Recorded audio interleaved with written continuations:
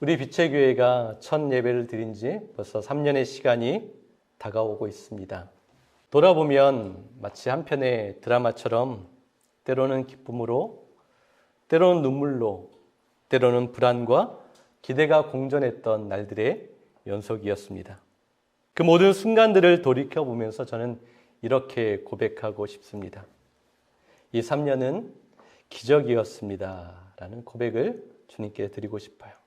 여러분, 우리는 흔히 기적이라고 하면 어떻게 생각하죠? 죽은 자가 살아나고 불치병을 앓고 있는 사람이 바로 그 자리에서 회복되고 치료되고 교회로 사람들이 구름대처럼 몰려들고 교회 건물이 화려하게 세워지고 재정이 폭발적으로 늘어나는 그것을 기적이라고 생각할 때가 있어요.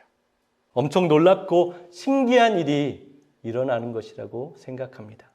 하지만 단순히 여러분 그것만이 기적이 아닙니다. 진정한 기적은 우리가 3년이라는 시간을 한 주도 포기하지 않고 겸손과 진실함으로 예배할 수 있었다는 거예요.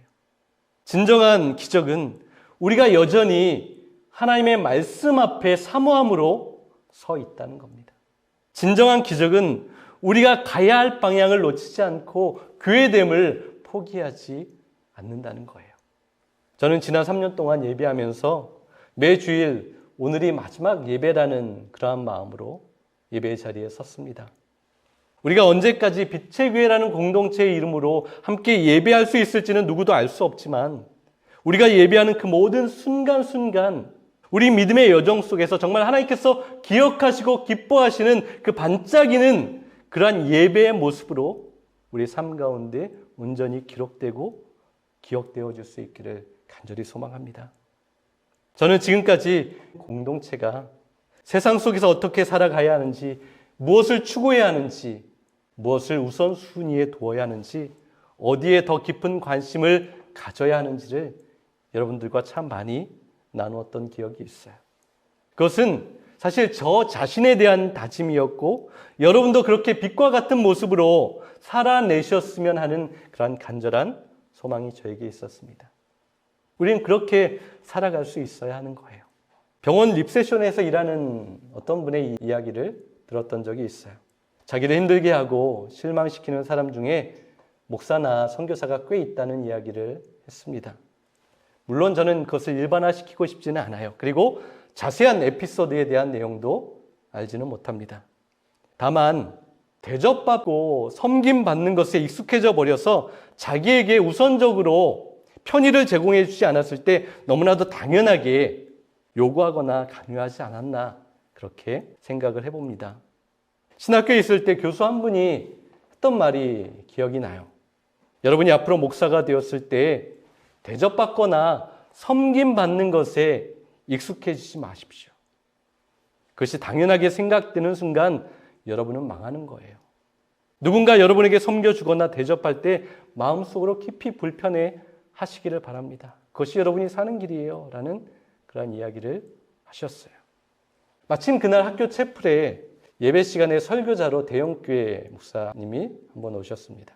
우연히 도착하는 모습을 봤는데 목회 비서가 운전해주는 대형 세단 뒷자리에서 내려서 자기 가방까지 그 비서에게 넘겨주는 그러한 장면을 봤습니다.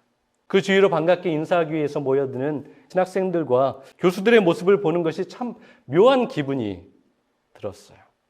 그리고 한국 분들이 많이 모이는 곳에서 일하는 분의 이야기도 들었어요. 가끔 엄청 무례하고 막말을 쏟아내고 다른 사람 배려하지 않고 자기 기분대로 말하고 행동하는 그러한 사람이 있다는 거예요. 그 사람을 보면서 정말 참 저 사람 못됐다라는 생각으로 그 사람들을 바라보고 할 때가 있다는 거죠. 그런데 단순히 거기서 끝나는 것이 아니라 나중에 더 충격을 받는 것은 그런 사람이 다른 날 누군가 얘기하고 있을 때 그 사람을 누군가 부를 때 이렇게 부른다는 거죠. 아이고 권사님, 아이고 집사님, 아이고 장로님 라는 그러한 말로 부를 때 그런 모습을 보면서 크게 실망했다라는 그런 이야기를 하셨어요. 그 사람들이 직분을 가지고 교회에 있는 동안에는 그렇게 무례하거나 그렇게 진상 같은 짓을 하지는 않을 거예요. 글쎄요, 요즘은 교회에서도 별반 다르지 않을 때도 있지만 그래도 조금은 더 조심하고 조금은 더 경건한 척하고 조금은 더 거룩한 척, 착한 척 할 겁니다. 여러분, 사실 이러한 모습은 믿음의 사람으로서 정말 가슴 아프고 안타까운 일입니다. 고통스러운 일인 거예요. 우리 주님의 몸된 교회가 드러내고 나타내야 할 올바른 모습, 어떻게 살아가야 할지를 우리는 다시 한번 진정 고민하고 깊이 성찰해 보아야 합니다. 우리가 주님께로부터, 교회로부터 받은 어떤 직분이 있다면 그 직분과 사명을 어떻게, 또한 어디에서 감당해야 할지를 깨달으라는 거예요. 그것이 우리가 주님의 교회로 부르심을 받은 가장 중요한 목적이기 때문에 그렇습니다. 여러분, 누군가 교회에서 직분을 받으면 교회 안으로만 계속 집중할 때가 있어요. 몰두하는 것을 보게 됩니다. 그리고 그 이유는 직분자를 세우는 목회자가 또는 교회 리더십이 그것을 매우 강조하기 때문에 그럴 때가 많이 있어요. 당신 이제 집사 됐으니까, 당신 이제 권사 됐으니까, 당신 이제 장로 됐으니까 교회를 더 열심히 해야 합니다. 새벽기도 빠지면 안 됩니다. 주중예배, 봉사, 섬김, 교회 일에 더 충성하고 죽도록 충성하십시오. 라고 그렇게 말합니다. 그런데 사실 많은 경우 성경적이거나 주님의 뜻을 따르기보다는 목회자가 교회 성장이나 교회 사역에 대한 성공을 위해서 그렇게 몰아가는 경우가 참 많이 있었어요. 그런데 주님께서 교회 안에 직분이나 어떤 그 사명, 교회 안에 그런 사람들을 세운 이유는 무엇입니까? 그저 교회 안에 갇혀서 교회 안에서만 들어가서 거기서 너희들끼리만 즐겁고 너희들끼리만 그 모든 것을 누리라고 그렇게 사명과 직분을 주셨을까요? 그 차원을 넘어가는 거예요. 주님께서 우리를 세우신 이유, 우리에게 그 귀한 사명과 직분을 주신 이유는 교회 너머를 이야기하십니다. 여러분, 그래서 우리 교회는 그 울타리를 날마다 넘는 그러한 도전과 그러한 행함이 우리에게 나타나야 하는 거예요. 그것으로 스며들어가야 합니다. 거기에서 우리의 빛을 밝히는 거예요. 거기에서 맛을 내야 합니다. 그곳에서 주님의 향기를 바라는 거예요. 오늘 본문에서 보면 최초의 교회에서 처음 7 집사가 세워집니다. 쉽게 이해해서 주님이 세우신 사역자로 이해하시면 될 것 같아요. 단지 집사로만 이해하지 마시고 권사, 장로, 하나님의 부르심을 받은 어떤 사역자의 개념으로 이해하시면 됩니다. 사도행전에 나오는 초대교회 7 집사는 오늘날 교회에서 이해되는 그런 집사와 그러한 이해도와는 사뭇 다른 모습으로 기록되어 있어요. 이 7명의 직분자는 처음에 세상을 섬기기 위해서 뽑은 사람들이라는 거예요. 그렇게 세움을 받았습니다. 1절을 한번 보세요. 이 시기에 제자들이 점점 불어났다. 그런데 그리스 말을 하는 유대 사람들이 히브리 말을 하는 유대 사람들에게 불평을 터뜨렸다. 그것은 자기네 과부들이 날마다 구호 음식을 나누어 받는 일에 소홀히 여김을 받기 때문이었다. 제자들이 점점 불어났다라는 표현 때문에 단순히 교회 안에서 교인들에게 베풀어지는 선함으로만 이해할 수 있지만 그렇지 않아요. 초대교회 그리고 그들이 세운 이 직분자들의 사역은 교회로 들어온 사람이나 곧 교회로 들어올 사람들 그리고 앞으로도 교회에 들어오지 않은 사람들에게까지 활짝 열려있는 사역임을 우리에게 알려주고 있습니다. 확장된 선행과 구제의 모습이었어요. 그리고 그들이 이렇게 선한 일을 하는 목적이 단순히 교회 안에 사람들을 많이 불러 모으고자 하는 그러한 의미가 그러한 목적이 아니었어요. 좀 더 넓고 공의롭고 하나님의 사랑과 주님의 자비를 하나님의 말씀에 순종해서 그저 행하는 것 주님께서 기뻐하시기 때문에 하나님의 뜻이기 때문에 그렇게 행하고 있는 거예요. 우리가 지난주까지 룻기를 나누었잖아요. 그래서 좀 더 깊이 또한 쉽게 이 부분을 이해할 수 있어요. 이스라엘 사람들에게는 과부와 고아들을 돌보는 그러한 전통이 있었습니다. 책임지는 전통이 있었어요. 이것은 하나님께서 정하신 율법을 통해서 유래된 것이었어요. 그래서 루시 밭에 가서 이삭을 주울 수 있었던 것도 바로 하나님의 정하신 율법 때문이었습니다. 자비와 은혜가 그 백성들을 통해서 행해져야 하는 거예요. 밭의 귀퉁이를 다 베지 말라고 하나님께서 말씀하셨어요. 그리고 신명기 24장 19절에서 21절의 말씀을 보세요. 당신들은 밭에서 곡식을 거둘 때에 곡식 한 묶음을 잊어버리고 왔거든 그것을 가지러 되돌아가지 마십시오. 그것은 외국 사람과 고아와 과부에게 돌아갈 몫입니다. 당신들은 올리브 나무 열매를 딴 뒤에 그 가지를 다시 살피지 마십시오. 그 남은 것은 외국 사람과 고아와 과부의 것입니다. 당신들은 포도를 딸 때에도 따고 난 뒤에 남은 것을 다시 따지 마십시오. 그 남은 것은 외국 사람과 고아와 과부의 것입니다. 하나님의 은혜가 정말 그렇게 오랜 구약의 시대부터 계속해서 연결되어 오고 있는 거예요. 신약의 시대에도 마찬가지였습니다. 하나님의 율법은 이와 같이 당시 취약계층에 있었던 사람들에게 사회보장제도와 같은 그러한 역할을 감당했던 거예요.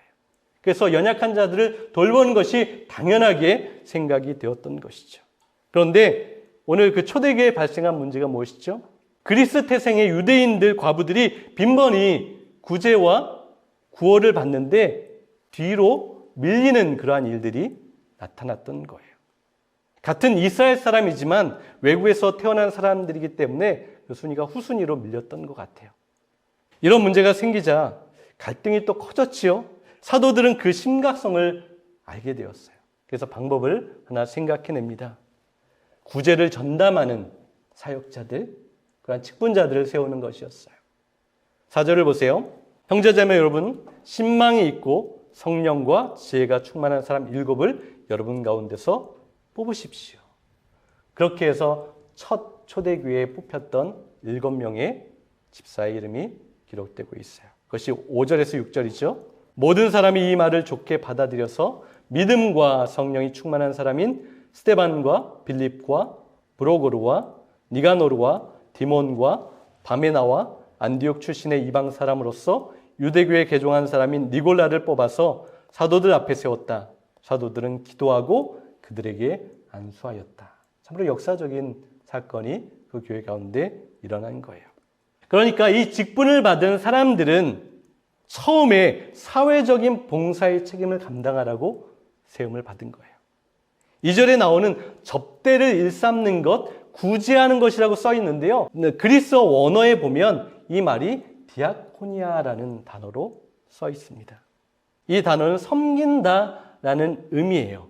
그리고 이 단어는 교회의 역사 속에서 참 오랜 시간 동안 교회의 울타리를 넘어서 사회를 섬기는 사회봉사 차원의 의미로 전달되어 왔습니다. 그리고 그것이 당연하다라고 생각이 되었어요. 그러니까 이 7집사, 이 직분자들, 교회 하나님의 뜻으로 부름받은 사람들은 하나님께서 세우셔서 사회를 섬기고 봉사하고 위로하는 일을 감당하라고 하나님께서 세우신 거예요. 교회 울타리를 넘어서 세상 속으로 들어가서 그들을 위로하는 역할을 감당하라고 하나님께서 명령하셨습니다. 오늘날 많은 교회들에서 이 직분이라는 것을 마치 무슨 계급같이 보기도 하는 것 같아요. 교회 생활 성실하게 오래 하면 한 단계씩 올라가는 차원으로 바라봅니다. 서리 집사에서 안수 집사로, 권사로, 거기서 더 교회에서 열심히 하고 증명이 되면 장로의 자리에 오른다라고 그렇게 바라보고 있어요. 그렇게 말하지 않지만 은근히 그렇게 느끼기도 합니다. 그런데 여러분, 교회에서 받는 모든 직분, 하나님께서 우리에게 주신 소명과 사명은 그저 교회 내부 안에서 행하는 내부적인 행동이나 실천이 아닙니다. 거기에서 묶이거나 거기에서 머물라고 하지 않으세요. 언제나 더 넓고 깊은 하나님의 나라의 확장에 그 세우심에 초점이 맞추어져 있어요. 물론 교회를 위해서 섬기고 봉사하는 것도 중요하지요. 그것도 빼놓을 수 없습니다. 그럼에도 주님께서 우리에게 기대하시는 것은 더 넓고 더 포용적이고 더 도전적입니다. 그래서 여러분, 교회는 세상과 사회와 약자와 죄악 가운데 살아가는 모든 자들에게 계속해서 열려 있어야 하는 거예요. 언제나 열려 있고 그들을 품으며 사회적 차원과 그 봉사와 희생, 섬김과 사랑이 살아 숨쉬어야 하는 거예요. 교회를 보면 그것이 보여져야 하는 거예요. 그것이 교회입니다. 여러분, 그리스도인을 극도로 싫어했던, 심하게 또 박해했던 율리아누스라는 로마 황제가 있었습니다. 그가 누군가에게 이러한 편지를 썼어요. 거기에서 그리스도인들에 대해서 이렇게 글이 기록되어 있어요. 예수 믿는 갈릴리 사람들은 자기네 가난한 이들 외에 우리네 가난한 이들까지 부양하고 있다. 이것은 칭찬하기 위해 쓴 것이 아니라 자기 밑에 있는 어떠한 이방인 사제에게 이 예수 믿는 사람들은 이렇게 자기네 그런 사람들뿐만 아니라 우리 로마인들까지 외국인들까지 이렇게 부양하고 섬기고 있는데 너희들은 지금 무엇하고 있느냐라고 책망하는 그러한 관점에서 쓰여진 글이었어요. 그렇게 싫어하고 박해하는 사람까지도 초기 그리스도인들을 바라보는 사람들의 관점은 해석은 이럴 수밖에 없었어요. 그들을 그렇게밖에 평가할 수 없었어요. 얼마나 이들이 착하냐, 얼마나 이들이 선을 행하고 있냐, 그들을 좀 본받아서 너희도 좀 힘을 내봐라 라고 그렇게 인정할 수밖에 없는 삶을 그들은 살아내었습니다. 세상 속에서 말이죠. 고대 역사 자료를 찾아보면 로마 시대에 그리스도인들은 아주 이상한 사람들로 여겨졌어요. 고대 시대에는 전염병이 돌아서 온 마을에 사람들이 죽어가면 로마 정부는 그 마을을 완전히 폐쇄했습니다. 왜 그렇겠습니까? 그 이유는 단순하죠. 거기서 그냥 너희들끼리 그냥 그 병으로 죽고 그 병을 옮기지 않아야 되니까 그냥 거기서 폐쇄하고 다 죽게 내버려 두었던 거예요. 그런데 그 시대 가운데 그러한 일들이 일어나면 그때 그리스도인들이라고 불리는 예수를 믿는 사람들은 그 마을에 들어가서 죽어가는 이들을 돌아보고 그들과 함께 고통을 나누었다라는 그러한 기록들이 있어요. 그들은 그렇게 세상 속으로 들어가서 진정 그리스도가 원하는 일들을 감당하는 모습을 나타내었어요. 도전적이고 그렇게 사회를 섬기는 모습이 나타났습니다. 바로 7명의 사람들, 이들이 바로 그 일을 위해서 세워진 사람들이었어요. 교회의 울타리를 넘어 세상 속으로 교회가 되어 우뚝 선 모습이 되었습니다. 여러분, 참으로 안타까운 것은 오늘날 교회가 이런 모습을 잃어버리고 있지는 않은지 우리는 돌이켜보게 됩니다. 교회의 직분, 사명이라고 말하면서 과연 우리가 주님께 받은 그 직분, 그 사명의 자리가 세상을 섬기는 것이라는 것을 혹시 놓치고 있지는 않은지 우리는 돌아보아야 하는 거예요. 아니면 그저 교회 내부 안에서 거기 안에서만 충성하는 순종적 종교인을 만들어서 감투나 트로피처럼 여기고 있지 않은지 우리는 봐야 합니다. 어떤 목회자가 오늘 본문 사도행전 본문을 설교하면서 이렇게 해석하고 선포하는 것을 본 적이 있어요. 여러분 보세요. 역시 말씀이 중요하지 세상을 섬기는 것은 그 다음입니다. 사도들이 자신들은 말씀에만 집중하고 덜 중요한 구제 같은 건 다른 이에게 넘긴다고 하지 않았습니까? 이것을 들으면서 참 마음이 답답해집니다. 여러분 둘 다 중요하잖아요. 그 맡은 역할이 다른 거죠. 아니 어떻게 보면 구제, 세상과 사회를 향한 그 사랑과 섬김과 희생이 너무 중요하기 때문에 그 일을 전담할 사람을 세워서 뽑은 것이 아니겠습니까? 말씀만 중요하다고 선포하는 그분은 자신은 오직 하나님의 귀한 일을 하고 있고 세상에서, 사회에서 생업을 하는 사람은 덜 중요한 일을 하고 있다라고 그렇게 믿고 생각하고 있지 않은지 그렇게 보게 됩니다. 여러분 중세시대에 타락한 교회의 모습이 그랬어요. 사제들은 자신들은 하나님의 1등 인간이고 다른 직업을 가진 이들은 2등 인간이라고 여겼어요. 그래서 종교개혁자들이 목숨 걸고 이것들을 깨뜨리고 개혁하는 일에 앞장섰습니다. 날마다 새롭게 개혁하기 위해서 몸부림쳤어요. 자신의 목숨을 내어놓았습니다. 오늘 10월 마지막 주일이 종교개혁주일이죠. 우리가 날마다 우리의 삶의 자리 가운데 나의 믿음을 날마다 새롭게 해야 합니다. 나의 부족한 모습이 있었다면 예전에 흘러내려오는 그런 잘못된 것이 내 안에 담겨 있다면 그것을 쏟아내고 새롭게 되어지는 모습으로 살아가야 하는 거예요. 어떤 사람들이 그렇게 외치는 것, 말씀, 하나님 말씀이 우선이다. 맞아요, 여러분. 하나님의 말씀이 가장 소중하죠. 가장 귀합니다. 하나님의 말씀만이 생명인 거예요. 그런데 그 하나님의 말씀이 뭐라고 하는지를 여러분 보십시오. 그 하나님의 말씀이 어디를 향하는지 따라가 보십시오. 하나님의 말씀이 뭐라고 하십니까? 가라고 하세요. 세상으로 가라. 약한 자를 돌보고 소망 잃은 자들을 세워라. 위로해라. 그들을 참아줘라. 그들을 사랑해라. 그들을 잡아줘라. 그들을 위해 너의 가장 소중한 것도 포기할 줄 아는 자가 되라. 하나님께서 그렇게 말씀하십니다. 예수님도 말씀하세요. 강도 만난 자가 길에 쓰러져 있을 때에 가서 길 위에 있는 그 사람을 도와주라고 예수님께서 말씀하셨어요. 여러분, 교회로 부름받은 우리의 사명은 나의 이웃과 아름답게 더불어서 살아가는 겁니다. 아픈 사람, 힘든 사람을 힘껏 돕는 거예요. 세상 속에서 자유함 없이 애통하며 살아가는 누군가의 손을 잡아주고 진정한 자유를 누리도록 복음으로 그들을 새롭게 하는 거예요. 그들을 격려하고 그들을 힘있게 하는 겁니다. 그리고 복음이, 말씀이 우리 안에 도전하시는 세상 속의 삶으로 한 걸음 한 걸음 담대하게 나아가는 것이죠. 거기서 빛을 발해야 합니다. 거기서 맛을 내야 하는 거예요. 어떤 분들은 우리 교회에 새벽 기도회도 없고 주중 예배도 없고 모임도 없다고 안타까워합니다. 그런데 여러분, 사실 안타까워하지 않아도 돼요. 여러분, 우리가 진정 안타까워해야 하는 것은 내가 삶의 자리 가운데서 주님께서 진정 원하시는 모습으로 살아내지 못하는 것, 그것을 우리는 안타까워해야 합니다. 그렇게 오랜 시간, 그렇게 많이 기도하면서도 여전히 이기적이고 여전히 무례하고 여전히 마음의 정죄와 판단을 가지고 있고 여전히 미워하고 사랑하고 섬기지 못하는 그러한 모습이 있다는 것을 우리는 안타까워하고 가슴 아파해야 하는 거예요. 여러분, 매일 아침 하루를 시작하면서 일터로 출근하면서 하루의 일을 감당하면서 끊임없이 주님을 기억하면서 기도하십시오.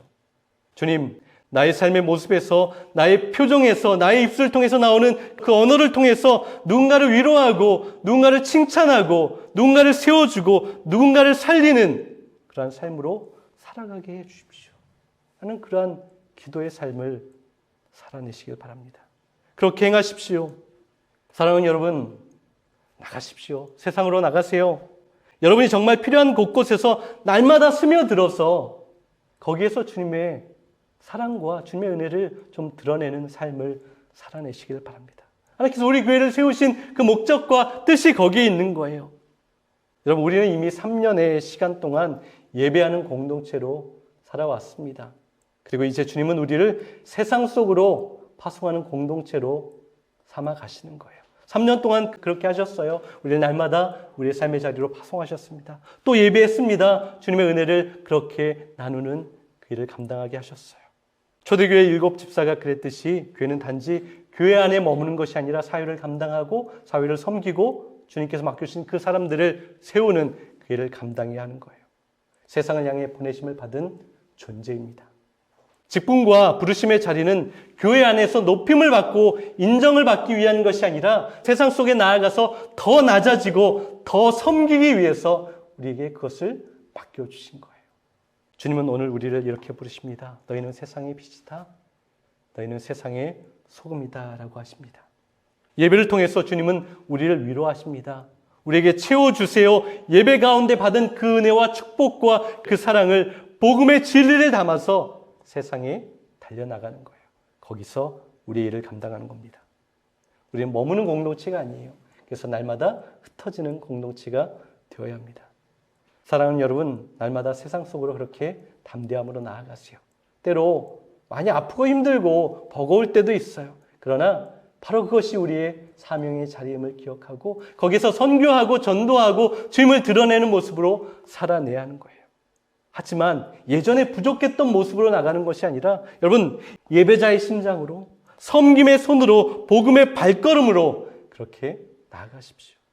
우리가 가는 모든 자리에서 누군가의 눈물이 닦아지고 누군가의 마음이 위로받고 누군가의 삶이 다시 일어설 수 있도록 하나님께서 우리에게 맡기신 그 사명을 한 주간 잘 살아내고 또한 기쁨으로 다시 모여서 예배할 수 있는 우리 모두가 될 수 있기를 간절히 소망합니다.